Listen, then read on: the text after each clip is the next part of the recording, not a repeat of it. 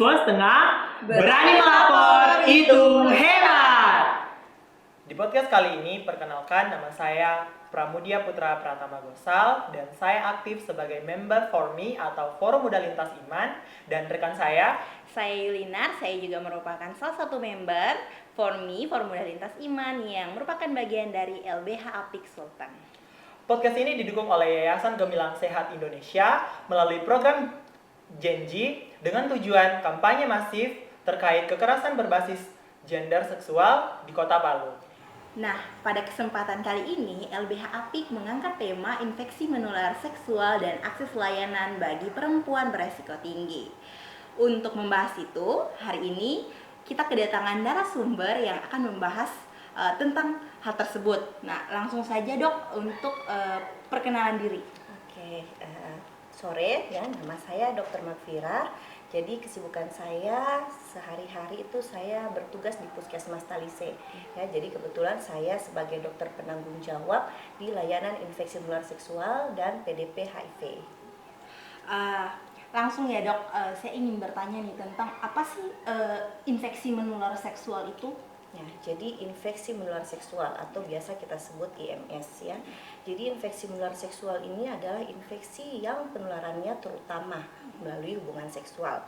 Tapi ada cara lain yang juga bisa menularkan penyakit menular seksual ini. Misalnya dari penularan ibu ke anak itu juga bisa ya. Kemudian melalui pertukaran darah itu juga bisa. Tapi namanya menular seksual memang terutama melalui hubungan seksual.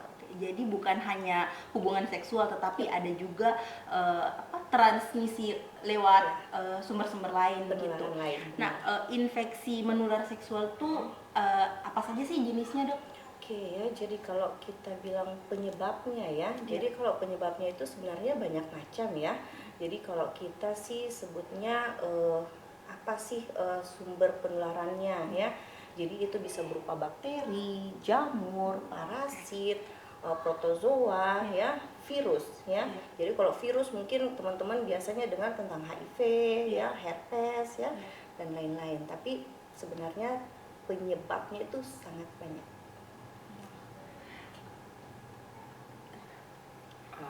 Jadi Dok, saya juga ingin bertanya ini. Dari pertanyaan sebelumnya itu sudah dokter jelaskan itu tentang pengertian IMS. Kemudian Dok, saya ingin bertanya, kira-kira layanannya bagaimana Dok di Kota Palu mengenai IMS ini? Mungkin dokter bisa sampaikan ke sahabat-sahabat Apik di luar sana. Ya, jadi kalau layanan IMS ya, layanan IMS sebenarnya di Kota Palu lumayan banyak ya. Jadi kita sebenarnya semua puskesmas di Kota Palu itu mampu untuk melakukan pelayanan infeksi menular seksual. Walaupun memang ada beberapa puskesmas yang mungkin lebih dikenal oleh teman-teman ya. Termasuk Puskesmas Talise, memang karena kami dari sejak 2014-an ya, jadi mungkin sekitar sudah 10 tahun ya, memang agak concern untuk pelayanan infeksi menular seksual ini ya. Kalau pelayanannya sih macam-macam ya, jadi kita biasanya namanya fasilitas kesehatan ya, jadi pasien datang ya tentu sesuai dengan keluhan. Jadi jika ada keluhan mereka boleh melakukan pemeriksaan. Kemudian jika memang merasa beresiko ya, dan ingin misalnya melakukan pemeriksaan VCT ya, atau pemeriksaan untuk HIV itu juga bisa ya.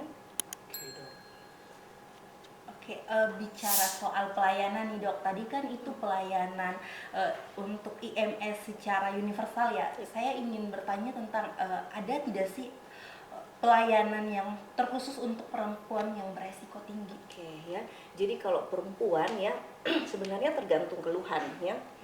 Jadi kalau kayak kami di Puskesmas Talise ya, itu semua perempuan yang punya keluhan dan merasa beresiko itu biasanya kami melakukan pemeriksaan dalam ya. Jadi itu kan tentu khusus untuk perempuan ya. Jadi kami melakukan pemeriksaan dalam untuk menilai apa sih penyakit yang mungkin diderita ya. Contohnya misalnya kalau ada klien atau pasien datang dengan keluhan keputihan ya, tentu kita akan nilai nih, walaupun ya pemeriksaannya mungkin terhitung sederhana ya, tapi kami melakukan pemeriksaan dalam untuk nilai nih, oh ini loh keputihannya jenisnya seperti apa ya, dan tentu saja kita juga harus menilai nih faktor resikonya ini dari mana sih ya. Jadi kita akan gali ya, istilahnya kita melakukan konseling lah, konseling, kita nilai nih apa sih faktor resikonya, kemudian pemeriksaan apa sih yang kami perlu lakukan. Contohnya jika mereka merasa beresiko dan kami nilai betul beresiko, kita akan melakukan pemeriksaan VCT misalnya, atau pemeriksaan untuk HIV, dan ditunjang lagi pemeriksaan sifilis juga ya, itu include, dan itu semuanya gratis kita lakukan. Sebelum lebih jauh nih lagi membahas terkait bagaimana sih langkah selanjutnya, metode selanjutnya setelah misalkan sudah dilakukan VCT dan lain-lain, saya tertarik bertanya, ingin mengetahui begitu, bagaimana sih upaya preventif nih dok yang dilakukan, atau mungkin yang diedukasi kepada kelompok ini perempuan beresiko tinggi ketika misalkan mereka datang untuk konsultasi gitu. Oke ya, jadi sebenarnya kita nilai dulu sih perempuan atau orang yang beresiko tinggi itu bagaimana sih. Jadi sebenarnya kalau beresiko tinggi itu sebenarnya kita nilai dari perilakunya, tidak memandang sebenarnya pekerjaannya apa, dia ibu rumah tangga kah, atau pekerjaannya mungkin sebagai wanita pekerja seks kah ya. Tapi itu tidak menutup kemungkinan, yang harus kita nilai adalah perilakunya seperti apa ya. Jadi kalau perilaku beresiko tinggi itu tentu ya perilaku yang meningkatkan resiko penularan penyakit menular seksual. Contohnya adalah hubungan seksual yang tidak aman.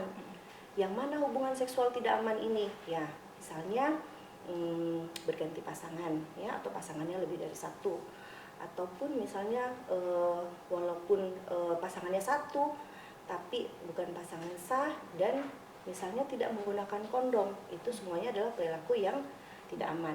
Nah, sekarang bagaimana cara mencegahnya? Kalau kita bahas upaya preventifnya, ya otomatis ya namanya kalau kita tidak mau tertular penyakit menular seksual, ya cara pertamanya kalau kita bisa singkat sih A, B, C, D ya.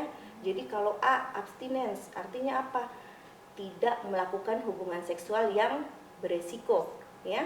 Otomatis karena penularannya melalui hubungan seksual, ya kalau nggak mau tertular ya jangan melakukan hubungan seksual. Yang kedua, B, be faithful atau setia. Artinya kalau misalnya punya pasangan sudah punya pasangan sah ya, tolong setia, jangan punya pasangan lebih dari satu kan gitu ya. Kemudian C ya, kondom ya. Jadi kalau misalnya punya pasangan lebih dari satu, ya lindungilah dirimu dengan kondom kan gitu ya. Yang keempat D ya, D itu sebenarnya terkait drugs ya. Misalnya orang-orang yang ketergantungan drugs ya, otomatis itu juga secara perilaku biasanya akan lebih berisiko karena ketidaksadarannya gitu ya. Iya, mungkin Putra ada yang ingin ditanyakan? Kalau dari saya dok, ingin menanyakan terkait mungkin dokter ada pengalaman selama ini yang sudah dokter tangani beberapa kasus mengenai perempuan yang berisiko tinggi. Apakah dokter pernah mendapatkan kasus perempuan yang berisiko tinggi itu datang ke dokter dengan keluhan, kemudian dia mendapatkan kekerasan, seperti itu sih dok? Oke ya, jadi perempuan yang beresiko tinggi dan kemudian dia juga ternyata mendapatkan kekerasan. Ya. Wow, kalau itu sih sebenarnya banyak ya. Jadi rata-rata pasien datang ya, otomatis mereka akan mengetahui bahwa saya ini sebenarnya beresiko ya, ataupun pada saat kita konseling kita baru menyatakan loh Bu ini beresiko ya. Kemudian ternyata mereka itu nggak sekedar hanya datang dengan keluhan secara menular seksual saja ya, tapi mereka punya sangat banyak latar belakang ya, dan salah satunya terutama adalah kekerasan ya. Kekerasan itu kan macam-macam ya, bisa kekerasan verbal, bisa non verbal ya. Jadi biasanya salah satu hambatan kenapa perempuan lambat atau tidak melakukan pemeriksaan karena mereka memang secara mental sudah tertekan which is dalam mungkin lingkungan keluarga, mungkin sama pasangan itu mendapatkan kekerasan verbal maupun non verbal, jadi tidak melakukan pemeriksaan. Tapi banyak juga yang mungkin nanti setelah mendapatkan motivasi atau dukungan atau bahkan seperti di tempat ini ya dari LBH Apik ya, yang memberi motivasi dan membantu untuk melakukan pelaporan. Karena pasien-pasien saya itu banyak loh yang misalnya mendapatkan pelecehan atau bahkan kita mau bilang pemerkosaan ya, itu ya ada dan itu banyak gitu. Berarti untuk kasusnya banyak didapatkan.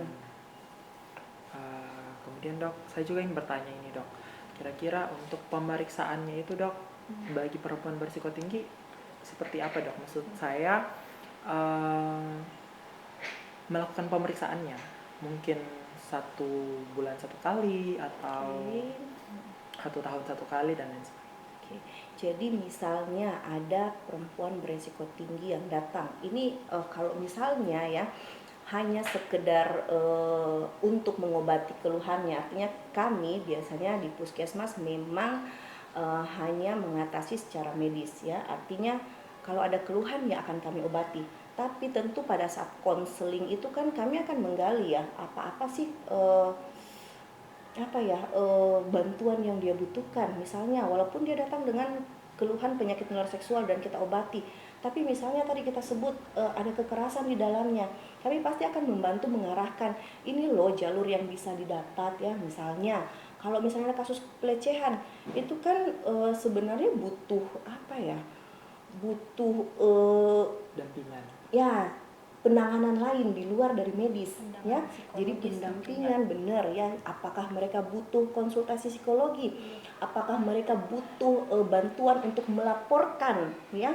Jadi misalnya kalau ada pelecehan ya silahkan kita kalau mau melakukan atau membuat laporan itu kan bisa sekali ya, tapi mungkin akan didahulukan dengan visum ya. Jadi akan kami arahkan boleh loh ke layanan ini ya untuk melakukan visum ya, laporan dan visum untuk mungkin sebagai bahan bukti laporannya nanti ya.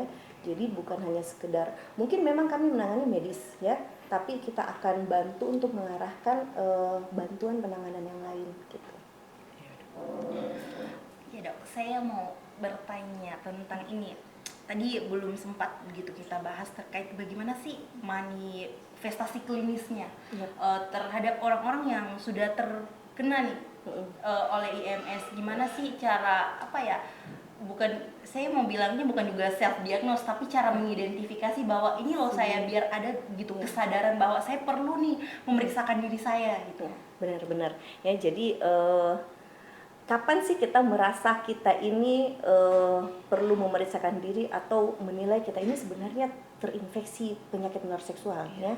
Jadi sebenarnya saya bilang tadi penyakit menular seksual itu luas ya, dan gejalanya tentu beragam ya. Tapi ya satu ya, biasanya mungkin kalau misalnya ada atau kita menderita atau mempunyai keluhan di area kelamin ya, dan kemudian kita merasa punya resiko ya, tadi saya bilang mungkin kita punya pasangan lebih dari satu atau pasangan kita ternyata punya pasangan yang lebih dari satu, kita menganggap begitu beresiko ya, itu boleh kita langsung melakukan pemeriksaan ya. Jadi kita datang saja. Tapi sebenarnya kalau saya sih lebih menyarankan silahkan melakukan pemeriksaan secara berkala ya. Artinya sebenarnya mungkin tidak ada keluhan yang muncul ya, tapi kan tidak harus ada keluhan ya. Jadi silahkan melakukan pemeriksaan berkala ya, dan itu kami terima. Contohnya VCT misalnya atau pemeriksaan untuk HIV itu tidak akan ada keluhannya ya, atau tidak, apalagi pada fase-fase stadium awal itu tidak akan ada keluhan. Tapi kalau kalian merasa beresiko ya silahkan langsung mengakses ke layanan IMS seperti itu. Selanjutnya ada tidak sih tantangan selama memberikan pelayanan terhadap ini perempuan yang beresiko tinggi dok? Nah kalaupun ada, bagaimana sih metode pendekatan yang dilakukan begitu? Jadi benar ya, apalagi kalau kita menghadapi perempuan ya, pasien perempuan. otomatis kalau penyakit menular seksual kan yang biasanya menjadi keluhan adalah area-area yang vital ya, area-area yang sangat kita jaga atau kita nggak mau ekspos gitu ya. Iya. Otomatis sebenarnya tantangannya salah satunya memang malu ya, malunya untuk melakukan pemeriksaan ya. Jadi kadang walaupun ada keluhan itu kami butuh konseling di awal yang agak panjang untuk memberikan motivasi kepada pasien untuk mau melakukan pemeriksaan. Nggak semua loh mereka mau datang, saya dok ada keluhan luka misalnya di area kelamin, tapi mau diperiksa. Nggak semua mau untuk buka, ya kita juga gitu ya, untuk buka baju aja kan malu ya. Jadi sebenarnya itu apa ya, termasuk hambatannya.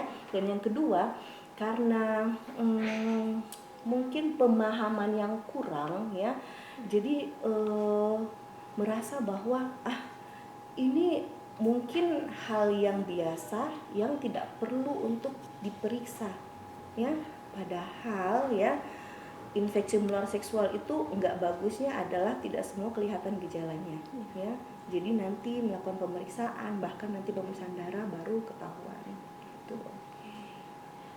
Putra mungkin masih ada pertanyaan? Kalau dari saya sih dok, yang ingin saya tanyakan adalah kalau menurut dokter fakta atau mitos jika kita berciuman sama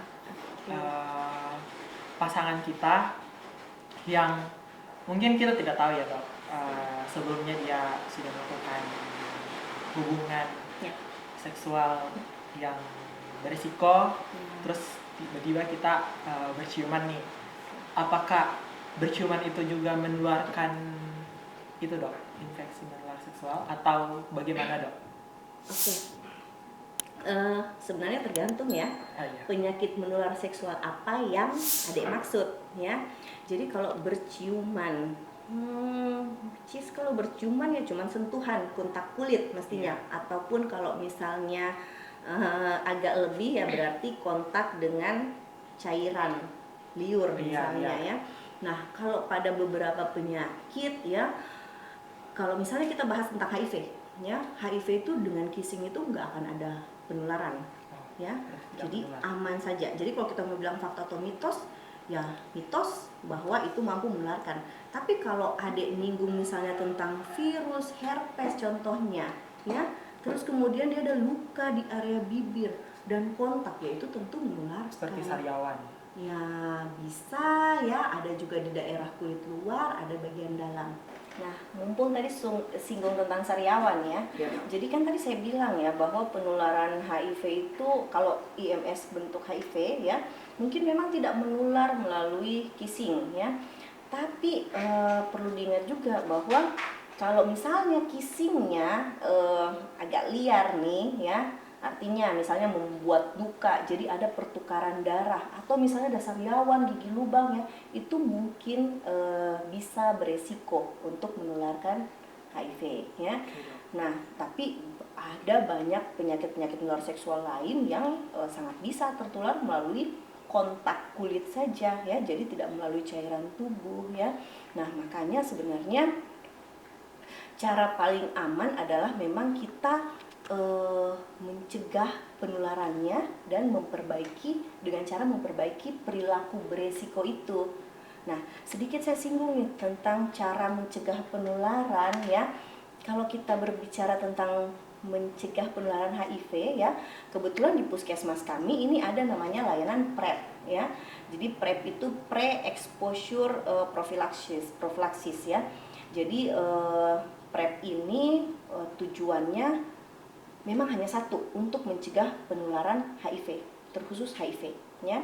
Nah, PrEP ini tentunya bukan berarti bahwa orang yang mengakses PrEP itu pasti tidak tertular, karena efek proteksinya itu sekitar 90%.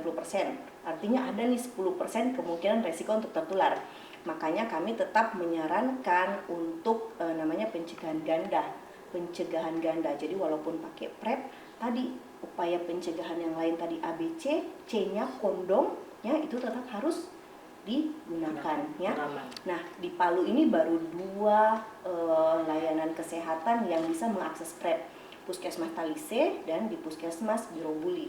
Dan memang ini tidak disediakan di rumah sakit ya. Jadi silahkan kalau misalnya teman-teman merasa berisiko ya, memiliki perilaku yang beresiko dan mau melakukan pencegahan untuk HIV ya, silahkan boleh mengakses PrEP. Tentunya nanti di layanan kesehatan kami akan menilai ya apakah klien ini layak atau eligible untuk mendapatkan PrEP ya, karena kalau kita mau akses PrEP berarti PrEP ini kan untuk mencegah HIV, otomatis kita akan berikan pada orang yang secara pemeriksaan atau sudah melakukan pemeriksaan VCT itu non reaktif atau negatif seperti itu ya. Tapi nanti ada beberapa lagi nih pertanyaan yang akan diajukan terkait layak tidaknya seseorang untuk mendapatkan PrEP. Jadi silahkan aja datang ke puskesmas kami. Terus dok, mengenai obat tersebut, saya ingin bertanya juga, apakah bagaimana cara kita untuk mendapatkan obat itu? Maksud saya ada ketentuan tertentu, misalkan kayak batas umur, kemudian ada berkas-berkas yang ingin dilengkapi untuk mendapatkan Prosedur. Iya, prosedur seperti itu. Ya, jadi persyaratan untuk eligible tadi ya. Jadi sebenarnya kalau kita mau sebut batas umur sama sebenarnya pada pemberian ARV pada HIV ya, itu ada batas umur yang boleh secara mandiri untuk mendapatkan, ada yang harus ada wali gitu ya. Jadi kalau kita nilai nih, kalau dia masih remaja di bawah 18 tahun itu kan secara hukum itu belum kategori dewasa ya. Jadi memang harus ada wali untuk mendampingi. Tapi bukan berarti nggak boleh ya. Jadi kalau ada persetujuan wali boleh-boleh saja.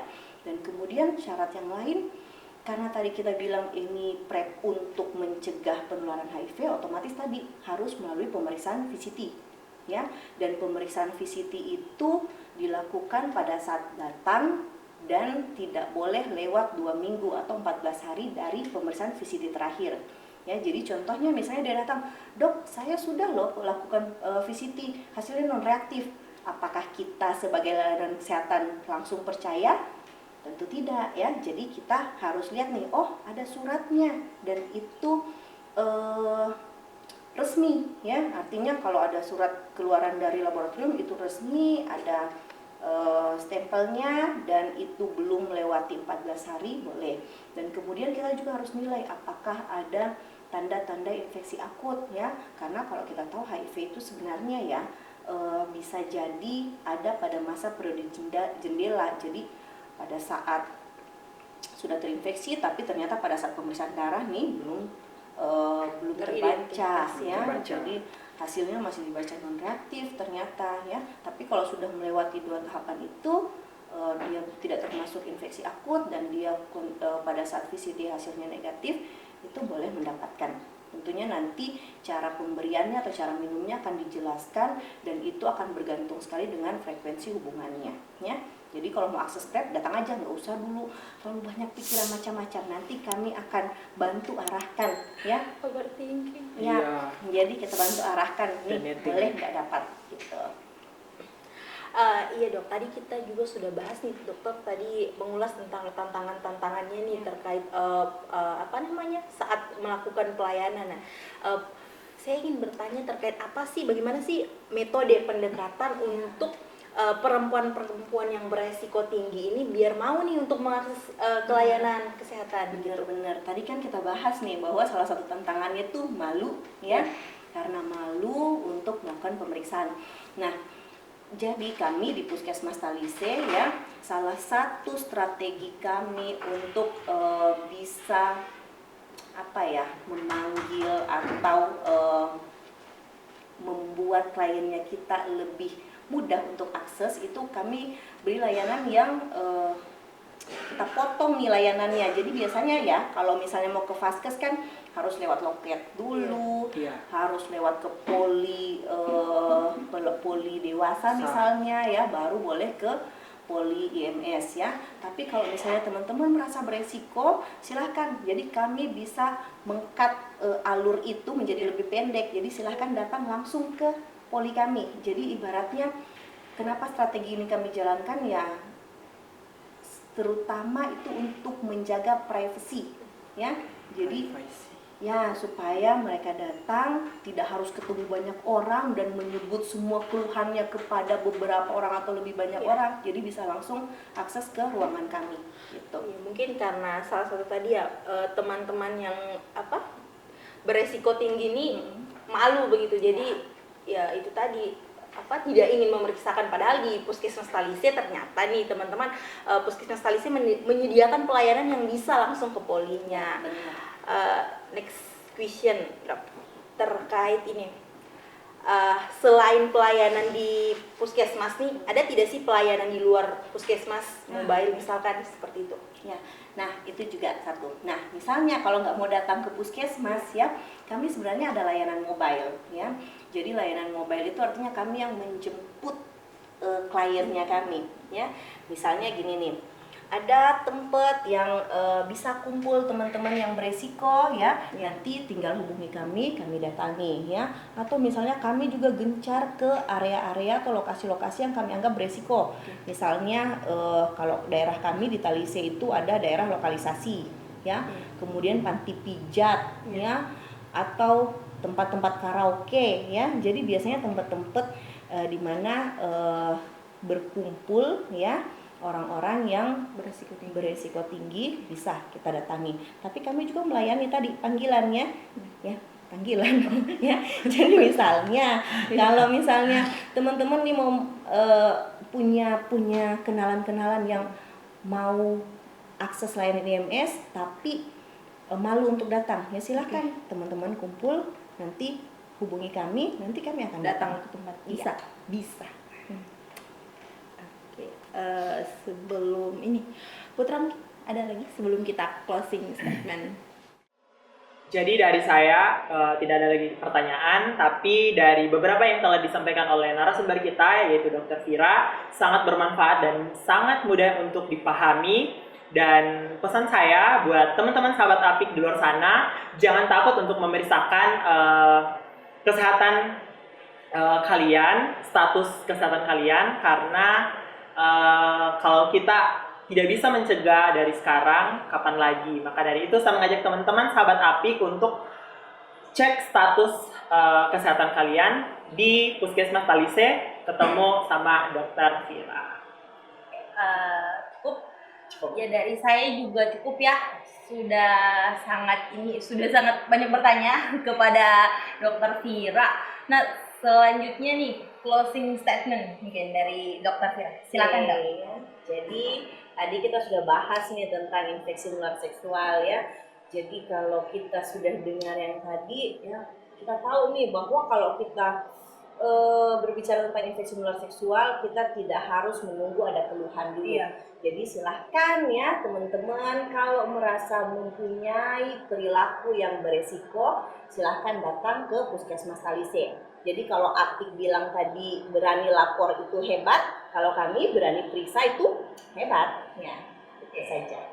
Oke, terima kasih banyak Dr. Fira sudah berbagi ilmu, berbagi pengetahuan, pengalaman kepada kami berdua dan khususnya sahabat-sahabat Apik yang ada di luar sana. Terima kasih banyak Dok, dan mungkin di part selanjutnya kita akan lebih banyak lagi bertanya daripada ini. Siap. Tidak terasa telah di penghujung podcast hari ini. Jangan lupa subscribe, like, komen, dan share podcast ini ke Sobat Apik di luar sana. Saya Pramudia Putra Pratama Gosal. Saya Yulina. Dan saya Dr. Fira. Sampai jumpa di podcast selanjutnya. Salam keadilan.